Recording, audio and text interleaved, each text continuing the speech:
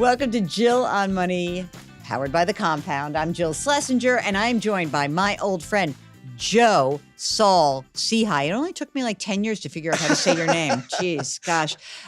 Joe is author and also host of the Stacking Benjamins podcast. Here's his book, which everybody should buy immediately, mostly because I'm in it. Yeah, I had to literally say to Joe, like, wait, aren't I in that book? Hey, Joe, what's going on, man? I'm super happy to be here with you, Jill. I can't believe we're in the same room. I know, in New York City, in Gotham. know. You're not in your mom's basement. I know, in Texarkana, the middle of, the first place people think about when they think about good money management is Texarkana, Texas, right on the Arkansas border. Sure. Sure. And hotbed of financial planning. Yeah, and then Wall Street might be number two. Yeah. So, Joe, for people who don't know your background, why don't you explain to us how it is that you started this podcast 14 years ago? I was a financial planner for 16 years. And when I was turning 40, a mentor of mine wrote this email. Well, no, it wasn't even email. It was a printed out. I mean, this is a while ago, right? Printed out, had it and put it in everybody's mailbox that he was leaving. Yeah. And this was more of a company, Jill, like a lot of the companies back 16 years ago, where you'd leave the company and the next morning it's Jerry Maguire, right? For people that don't know the old movie, everybody's calling the client, trying to get the client to come with them. So nobody gives 2 weeks notice. Right. But Chris had this wonderful message that was, I really like being in financial planning, but I don't love it. I don't think it's the only thing. And unless reincarnation is real and I can do this all over again, I don't want to waste my life doing something that's only 85%. And that really hit me. Wait a minute. So this guy is writing like a Jerry Maguire kind of letter, which he totally is. I don't know if I'd want to do that. I'm not sure I'd want to put myself out there like that. But okay. So, but he's your mentor. You love him. But wait, let's go back beyond that. Okay. You grew up where? Well, there's even more to that story, but yes. I'll get back to that story. Yeah, that's fine. I grew up in Redneck, West Michigan. Okay. Redneck, West Michigan. Fantastic. We have friends who are in Redneck, West Michigan, I think. I love West Michigan. What got you involved in financial planning in the first place? You know what's funny? I would watch shows like, CBS This Morning or the Today Show, and I'd see these geniuses like Jill Schlesinger that always seemed to have these cool quirks. Hey, if you do this at the grocery store, if you do this with your utility bills, I thought all that stuff was fantastic. Mm-hmm. And then I'm working in this dead-end job in college, just graduating. And at that time, I had this great friend, Marcus Wilson. And Marcus writes me this note and says, Joe, and this is a quote, he says, "We don't normally hire people like you. Creative writing major, nothing to do with finance." He goes, "But I think you'd be really good at this job." So I went into it. This is the very early 90s. At that time, it's all sales, right? And I was very good at it because different than a lot of financial majors, I could just talk plainly like the guy next door about your money. I'm like, listen, here's how I'm screwing this up. This is what you do differently. Right. And bam. Right. Yeah. Okay. So now you're in a financial planning firm, and now we'll flip forward to your mentor leaves. He says, like, don't do it unless you're 100% in it. He was only 85% in it. What did he go on to do, by the way? Well, here's the deal. At the bottom of that, he said, I think I have other mountains to climb. I've done a really good job of saving. I don't know that I can stay retired forever, but I think I can go chase and figure out what it was. What's cool is my friends and I, we thought he was being metaphorical. Yeah. Not being metaphorical at all. He went on to climb almost all the tall peaks on Earth. He now runs an adventure travel company. He's climbed Everest twice. This dude was serious when he said he had other mountains to climb. But that really hit me. I was turning 40, and I was like, married with kids already? Married, young kids, yeah. Making good money? Making great money. And as you know, at that point, after you swim that financial planning moat, it becomes a really good job and a lucrative job, right? At the same time. So, were you doing straight up financial planning, or were you selling insurance? Were you putting people in mutual funds? Like, how'd you charge? Dual hat. Well, at the beginning, of course, it was commissions only. That was just the business at the time. And then switched over to dual identity, which was wild. Hey, sometimes I'm going to be an insurance agent. Other times I'm going to be maybe selling a fund. Other times I'm just writing a financial plan and I'm a fiduciary. And it was up to me to explain that to clients. And You're a CFP, right? I would see, no. No, What? I'm not. I'm not. All right. Well, and all of my licenses I let go. Okay. I let every license I had go because I didn't want to come back. I wanted to do the thing where you burn your ships. Okay. All right. So you're selling stuff, you're making a good living, you're 40, it strikes you. And then is your wife working at that time? She is working, yeah. And so then we go down to a one-income family. We're going to struggle, but thank God for Cheryl. She's like, you know what? If you're not feeling this, let's go find the thing. And I was lucky. So my business was a franchise. Yeah. I sell my franchise, which Right. gives me a great big bag of money too, to give me time. Do you mind me asking how much you sold it for? Yeah, I sold it for less than $1 million, but more than $500,000. So Hey, I can do that math. That's Yeah. pretty good. Yeah. Pre-tax or after tax? it was a combination because of the way that you sell it, right? Mhm. So there was part of it we did as an earnout, and part of Mhm. it we did as pre-tax money. that But was like, gonna don't pay you tax find on. like that sounds like a big number when you're 40, but it's not that much money. But you had a runway. Yeah. You had enough money in the bank that Absolutely. and you'd save money. Yes, And she's working. right. And so now what? Now then, I decided I'm going to do the thing that lights me up. Cheryl and I met coaching middle school track. So I was going to become an English teacher and a high school track coach and not make much money. Weirdly, you're not doing that right now. I'm not. Interesting. Yeah, but wait, there's more. Yeah. right? So what happened? So I start off on that journey. And what's funny, if there's a lesson here for anybody, and this is, you and I interview a lot of people.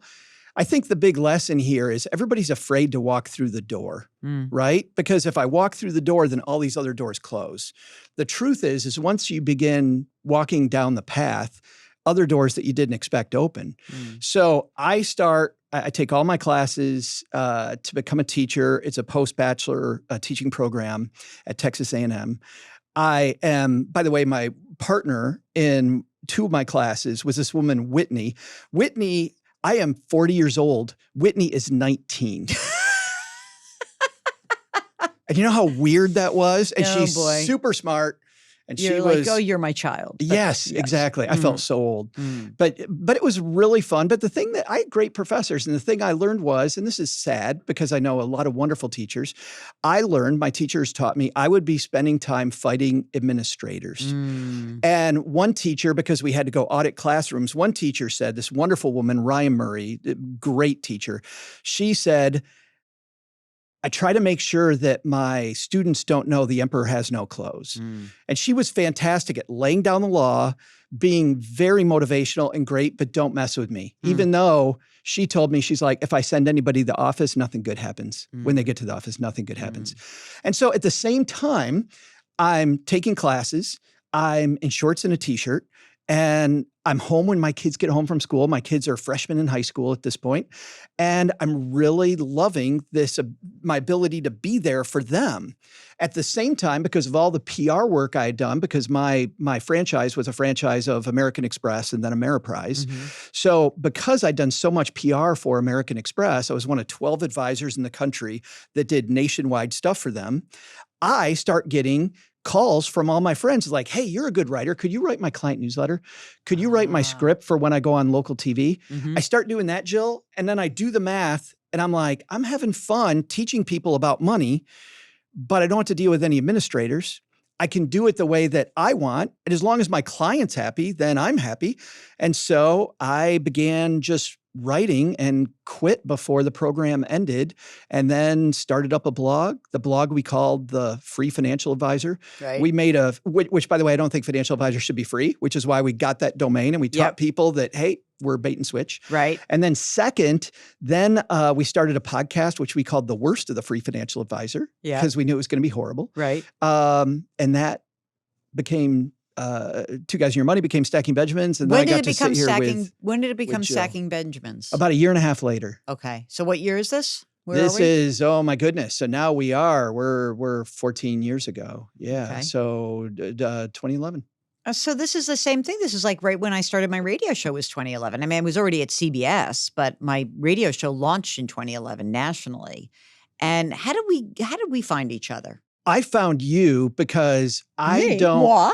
Well, and I've said this 100 times to our Stacker audience that I don't listen to a lot of financial podcasts. I try to maybe a few times a month to listen to some shows. There's one show I've listened to forever, and it's your show. Jill on Money has gone with me on so many runs, and it's so fun, and and I believe our philosophies, as we've talked about, you and I many times without the camera running, our philosophies align so much that I'm always trying to guess, how's Jill going to answer this question? But sometimes it's interesting when you have people like us who come from the industry and have now kind of crossed over into editorial, let's say, or the public speaking stuff, that part of it is that we can kind of call out BS when we see it. And so, you've watched the industry evolve so much. How do you feel about the financial advisory planning business right now? What do you think's going on? I'm really optimistic. Yeah? I am. Well, I'm an optimist by heart, right? No if you're kidding. an entrepreneur, you totally are. Yeah. But I believe that advice has never been more needed than now. Mm-hmm. Good advice has never been more needed than now. I think there's a lot more transparency around what bad advice is. And maybe that's because I bathe in it every day, right? And so I feel like I'm surrounded by all these great advisors. You hear all the time about people that aren't so good, but I just feel like we're headed toward much more same side of the table. The advisor is your friend. They're your agent. They're going to take care of stuff that you don't know how to take care of, or you do, and you're not going to waste your time spending 50 hours doing this. You're going to have somebody that can do it very quickly. Right.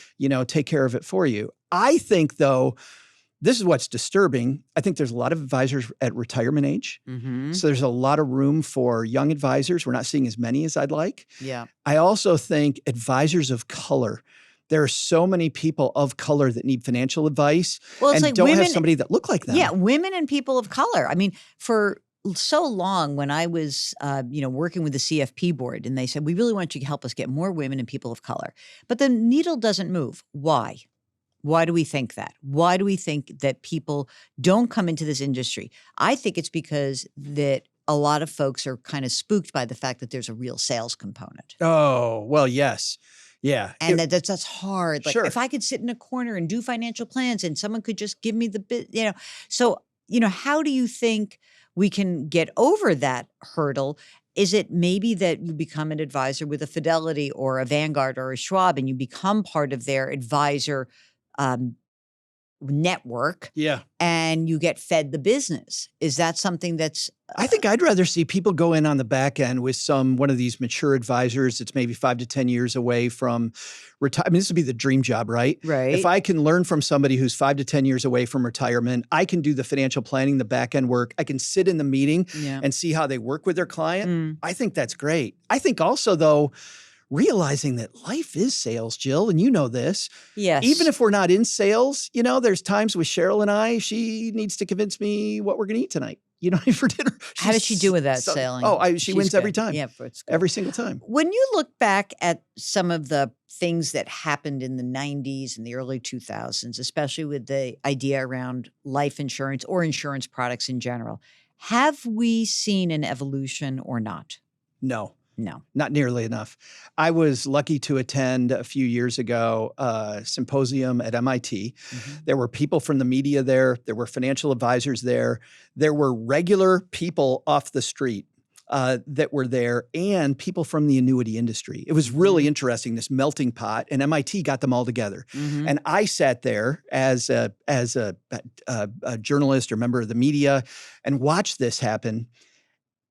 And it was horrible. The people in the audience told the annuity industry, told the insurance industry what bothered them. Mm-hmm.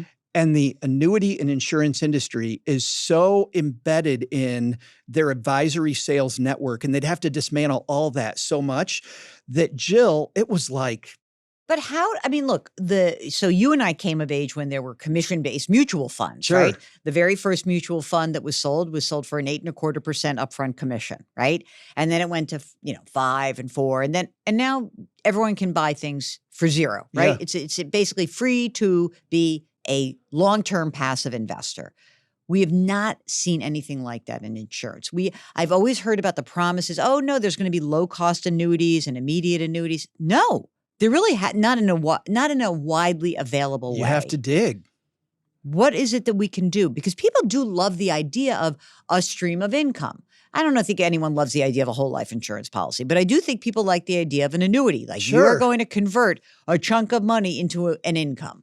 When you tell someone Wouldn't it be great to have a pension? There's not a person on earth that would go, oh, no, I don't want a pension. Yeah, Everybody you gave it up by not being a teacher. Right, well, exactly. Everybody loves pensions, but you say, oh, guess what an annuity is? If you use it right, it's a pension. Oh, I heard about annuities. I don't want that. I think that we need to do the same thing that a health insurance expert told me on our show. Scott Heiser said, he said, the reason why your hospital visit costs so much is because nobody asks for the price sheet. Nobody asks, what does this actually cost? You're trained to ask. I'm trained to ask. But so many people aren't trained to ask. I think when more people go, what are the fees on this thing? Show me just the fee schedule. But they obfuscate all the time. Like, Absolutely. what are the fees? Oh, it won't cost you anything. It comes out of the contract. Well, legally, they have to show you Yeah. this projection, which is in-force sales projection that Right. will lay out the fees on tables. But again, we don't know to ask for that. Even if you do ask, it's sort of like a weird thing. I was just thinking when you said, people don't ask, like, what's it going to cost to go to the hospital? Like, how am I to judge? I'm not a medical expert. Sure. And the vast majority of people are like, if someone who's selling an annuity says, well, it costs you 2% a year. 2%, that sounds small. Sure. To the average person. Yeah. So where do you see, like, I almost feel like if we could I think that Fidelity is getting in this business. When you work with their advisors and they're selling immediate annuities, they are low-cost annuities. Yeah. It almost has to be through a place that is offering, 0% mutual funds or zero cost exchange traded funds. Like, it has to be someone who's got the ability to present something that's really cheap, but we don't see that in a widespread manner yet. And a history of doing that too, by the way, at a Fidelity or a Vanguard or a Schwab. What do you think of those advisory services offered through the big guns, like 30 bips, 30 basis points from Vanguard, or the Fidelity, whatever they do for their Fidelity advisor, or the Schwab one? You're not into it. I like it. I think you would do this. Well, I think it's a place to start. But let me tell you what I'm looking for. Rather than answer that question, let me answer the question I want to answer. Oh, hello, political person. Which is, hello, Senator. How do I get advice that works for me? And the thing that I think works for me before any of this stuff is, how do I mesh with that person? Do they really have my back? Like for me, Jill, I like working with a Gordon Ramsay personality. I want you to fight with me. I want to know that you love me and you're on my team, but I want you to look at me and go, Joe, why are you stepping in it? Really? How am I stepping in it? Well, because you're doing this and this like that. Why would you do that? And I think for that, you need more of a relationship. This is the only thing that I don't like, is that if I call a Vanguard or a Fidelity, it's very difficult for me. They're servicing a lot of people. It's very difficult for me to have that relationship where I call Jill Schlesinger. She knows exactly who I am. But that's an expensive product. It is an expensive product. Okay, but I want to work toward that if I can. Okay, but if you're starting out and you're using the robo and you're just doing what you need to do, and then there's people who are listening to our shows call us and ask us, and they say, I think I'm ready to now graduate into financial planning, right? Yeah. This happened to me just recently at work. And this is somebody who has, let's call it $500,000 in a 401k and like 150 grand in another account. And guess what? Nobody wants that client. Right. Right. And that person's this Right. person's making good money. So what is that? We have a gap in the people who really would like advice that's affordable and that kind of customized fiduciary relationship advice that people want. Those people cannot afford to take the client who only has 150 grand to manage. They can't. It doesn't work out for them. I think this burgeoning, kind of new, fee-only, hourly advice is really what you're looking for. Pay me a set fee, X amount per hour. I can come back and see you a couple of years from now, or if 6 months from now something comes up, like I can just pay you by the hour. Yep. I think that is where those people need to be. Okay, so let's talk about that person. So now I have this person who's got, let's call it again, $500,000 in retirement, 150 in a brokerage account, making $500,000 a year in a big city like this, which by the way is like the working rich of New York City, $500,000 a year. Sure. Right, guys? Everyone complains, I don't make enough money. That's because your rent is through the roof. Yeah, exactly. So that person, what should that person be paying for, let's just say, a financial plan? Now, when you talk to a fee-only planner who's going to take that client on, they're like minimum 10 grand. Or okay, I'm gonna do a financial plan. I don't start here. I start with, does this person mesh with me? Okay, let's say you find the person who meshes with you, but then people are not going to do it. Number two then, Jill, is what do I get? If I hire you, because as you know, you got advisor over here, you got advisor over here. And for people just listening to the audio of this, I just have my arms really wide. When you have that, it's impossible, because the first question we've all been trained to ask is, what do you charge? And that's not the first thing. If I walk into a car dealership and I'm like, how much is the car? And I haven't looked at a car, well, you think that's ridiculous. The first thing I need to know is, what are you going to do for me? Okay, and then I calculate the ROI. Okay, right? Let's just play this out. I'm the client. I'm your person. I've got I make $500,000 a year. I have $150,000 in a brokerage account at, name the company, Fidelity, Schwab, whatever, Vanguard. And I have $500,000 in my work 401k that nobody can manage. It's, I can get advice on it, but no one's going to touch it, right? And now I want someone to help me create a financial plan. Now, we're going to play this out. I'm the client. You're the prospective advisor. Gotcha. All right, ready? Yes. So I need financial advice. This is getting too much for me. I have 2 kids. I just got divorced. I'm hitting the wall, and I just need someone to put me on the right track. This is fabulous. I love this game, because the first thing is, if they begin with product and not process, you need to run. Okay. So the first thing you're looking for, Jill, is somebody sitting across the table from you that's going to talk about process. And to know anything about process, they can't start off with what they're going to sell you. They have to ask more probing questions. So the first thing I'm looking for is, so Jill, tell me more about that. Exactly, where's it gone off the rails for you? Okay. So I'm going to just, yes. I just feel overwhelmed. I'm working really hard, and I got my hands full. I got these 2 kids. I have an ex. We have an amicable divorce, but now I'm worried about putting the kids through college, my own retirement. I just can't, I have got to hand the reins over. I cannot do this myself. And I just went to talk to another advisor, and they had a $2 million minimum, and I can't meet that minimum. Sure.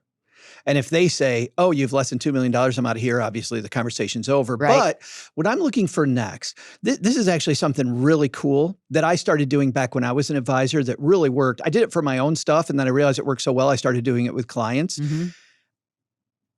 I would say, Jill, you know what? You've so many priorities that are competing right now. I don't know how you're not overwhelmed. So the fact that you are, just look at all these things you told me are going on.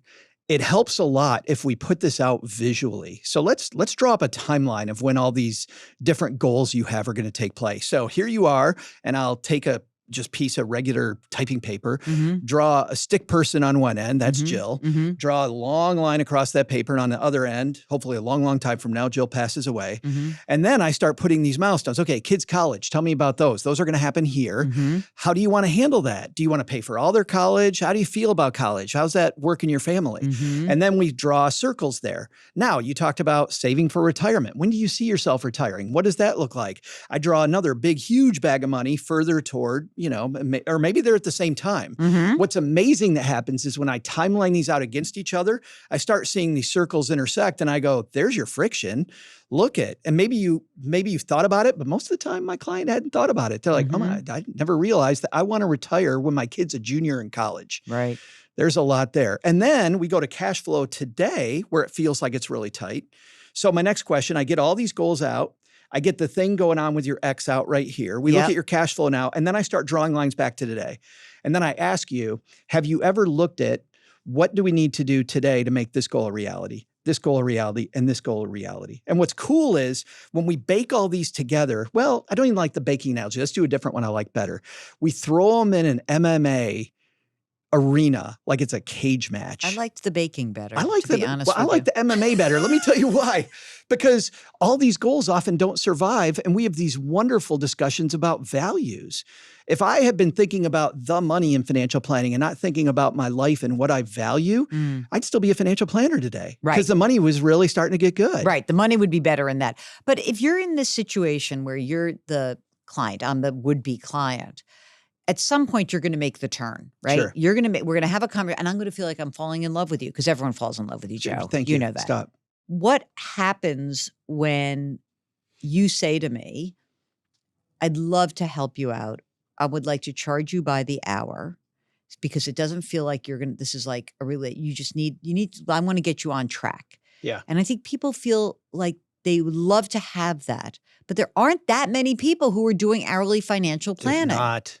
So There's not. so I think this is actually the friction in people getting the start because they feel like everybody who wants me and who I really like, those are the people, the Joes who have $2 million minimums. And when you tell me, I don't know, what do financial planners charge by the hour now? $500 an hour? Yeah, but between $250 and $500 usually. Okay, so so if we say $375 an hour, it's going to be 10 hours of work to do a real financial plan and meet up and right? And am I going to pay that? Am I going to pay the $4,000 or not? Well, here's the deal. We get to sales and go back to our sales discussion we had. I know as a prospective advisor at that point, whether they can afford it or not and where the money comes from. And it's my job with superior sales skills to tell you, Jill, I charge X amount of money per hour, $375 an hour. Yep. I think this is going to take 10 hours. And I know you're doing the math right now. That's $3,750. That's not a little bit of money. Right. You're freaking. Here's how I think, number one, we make that back. And then I show you on paper. I think there is fat in this area. I think we can trim this. I think we can take care of this. So I think you're kind of finding the money to justify the expense in the mind of the person who's sitting here. And I want to justify to myself too, because I don't want to be an anchor. Right. Like that would always suck. Right. It's also like that. It's always a little bit weird. Like when you talk to somebody who's in an hourly kind of profession, like a legal profession, right? And you're like, you're like, oh my God, I don't want to hang on the phone too long with this person. Right. And you want to build a relationship. But I think that's a really tough thing. I'm kind of hopeful that with the advent of more technology, that we're not in the profession, but the profession can do a better job kind of getting some of the granular information out without the actual hourly firepower you need. Like it used to be when we did a financial plan, it really did take 10 hours. It did, right. Right? And you were sitting there with your HP 12C banging out the calculations yourself. And then, then we have formulas and then we have programs and now we have AI maybe that can help us take in client information, create the plan.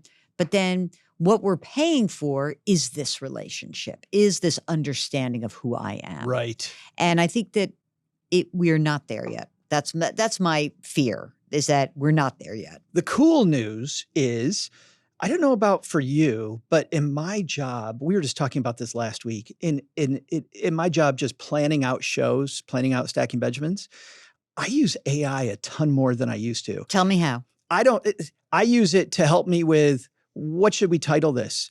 How should my show notes look? So AI does something really well and it does something very poorly. If I ask it for the exact title of my show, as an example, it's horrible. I have to give it a lot of parameters. I've already fed it. This is the Stacking Benjamins avatar. This is what we're after. I want to appeal to these people. And what would they like from all this stuff that's in the transcript about my show? Give me 10 of them. And then I'll take the 10 and I will rearrange those. But even better. Wait a minute. And what I do is I just looked at the guys and I'm like, oh, wait, these guys, Daniel, John, and Duncan, they're the ones who create the titles. Do you guys ever use AI or not? No, but so it's interesting. Can you tutor Mark on that? Because of course I'm not doing any of I'd this. love to. I told Mark I'm giving him 1 star because he wasn't here today. Oh, I know. But, it's a big haul in from Brooklyn. Yeah. So what, I think that using that is kind of cool. I think, listen, I know people who I work with at CBS who are trying to do it with scripts, where they're trying to sort of give me a basic outline of a script. But I don't think it works very well on that level yet. I totally agree. But I mean, look, I think the part of the job that you and I have that is so much fun is that we're voyeurs. We like people. We just do. And that is the magic that occurs on a podcast where you feel like if somebody is talking to another person and they actually enjoy talking to that person and they're trying to give you guardrails and guidelines and they're talking to interesting people and bringing those people to you, that is the beauty of what we do. And thank God, I don't think AI can replace us just yet. They may for you long term. I mean, I'm closer to the end than. Thank you. Yeah. Your show's so wooden, Joe. Yeah, They exactly. could clearly, but clearly replace you. but more like that it'll be better. The place that AI really works is to save me time in areas that it just doesn't matter, not in the front end stuff. Yeah. In fact, we did a story a couple of weeks ago about how Google and Bing are now volunteering the wrong information up top. You know how up top now? Yeah. And with finance especially, it's giving you the wrong thing. And the reason is, for people out there that don't know this, is that especially with the new law that passed. Let's say there's a new IRS rule that passed. Yep. And so the new IRS rule, brand new, what AI is doing is it's just looking at the entire internet and going, okay, probability. 90% of the internet says it's this number, which is the old number. Yep. And only a little bit says the new number. So it hasn't been trained enough. This is a jagged edge. And it'll very confidently tell you something that's 100% wrong. All right. Before we leave, because you have to go to the Christmas market and shop right now. What are the non-financial podcasts that you love? Oh, I love a great show called, this is so funny. Betty in the Sky with a Suitcase. What? Betty publishes once a month. Yeah. Betty is a flight attendant with a major airline. Yeah. She does not disclose. I know which one it is now because I've listened to it forever. But after they do the drink service and everything, and they're all sitting in the back, she does the flights to Europe. Yeah. She takes out a little recorder and the flight attendants tell stories about some of the stuff. Stop it. Oh, it's great. I love this. Say Betty in the Sky with a Suitcase. Oh my God, that's great. Absolutely. Okay. Love that show. Love that. Yep. Give me another one more. Yeah. I like a guy named Lou Mangello has, in fact, he's going into the Podcasting Hall of Fame this year. Oh. Lou has a show called WDW Disney World. Oh my goodness, I'm not going to get the name of the show. I've listened to it forever. But anyway, Lou Mangello's Disney World podcast. What I like is I always fall asleep with podcasts. I don't really care about Disney. I like Disney, but I don't care that much. Jill, I put in my headphones, I lay down, and Lou takes me to my happy place where I'm just talking about Disney parks or what's going on there, and I am asleep. It's fantastic. I have one that I'm just going to say is probably not necessarily going to like float the boat of everybody, but there is a podcast called Normal Gossip. I don't know if you've heard about Normal Gossip. It's fantastic. It's these women during the pandemic who were like, wait a second. No, the real problem with not being at work is we can't gossip about anything. Yeah. And so they find these stories of like these really weird, funny, gossipy stories that occur in these microcosms. So it could be in a subculture like at the farmer's market, or it could be in a subculture like, you know, perhaps in a financial planning firm, and something happens and how the cascading story gets around to everybody. Oh, that's great. It's so enjoyable. Gigantic game of telephone. Exactly. It's so much fun. How often do they publish? I think they do seasons. Gotcha. So they put seasons out. And, you know, of course, I love Julia Louis-Dreyfus's podcast, which is incredible. It's absolutely she won incredible. the award for Best Podcast last year. And she, I have to say, phenomenal. And the best part is the little bit at the end where she'll interview a great woman. So it's wise women, wiser than me is what it's called. And she interviews this great woman. And at the end, she calls her mother to talk about the woman she interviewed. And her mother's like 90 years old. It's fantastic. She's, oh, darling, that's so wonderful. I love that. Oh, I love Gloria Steinem. Isn't she wonderful? Oh, I love Julie Andrews. Isn't she wonderful? And I love Joe Saul-Sehy. Isn't he wonderful? So has this been fun? This has been great. Thank you so much. I can't wait to. I love these discussions. I always leave here feeling like, A, we know each other way better than we actually do. Yeah. Because in the big scheme of things, we haven't spent a ton of time together. And then B, it's always over before we start because we're always so in it. I know. We're so simpatico, Joe. It's fantastic. I hope you don't get lost on the subway because it seemed like you were a little bit disturbed when you were as you were trying to get here. This morning. Yeah. I had to write you a note. It just took longer to get to the station. Yeah. I live in a town where a buddy of mine said when we first moved there, he said, if it takes longer than 8 minutes to get there, you don't need to go. Yeah, I used to be in a place like that. I was in Providence, Rhode Island. It took 6 minutes to get every place. Yeah. But so this was a new thing, 45 minutes early. Oh, dear. Well, Joe, Thank you so much for joining us. Hey, if you want to check out Joe's great pod, it's called Stacking Benjamins, and he is a delight. And we want to thank you so much for watching us today. You can leave us comments. You can always go to jillonmoney.com and click the Contact Us button and tell us who we should interview next. So thank you so much for watching. Thanks for the guys. Daniel, John. Where did John and Duncan go? They just abandoned us? They're gone. I'm not even going to thank them. Thank you for watching. We'll see you next time.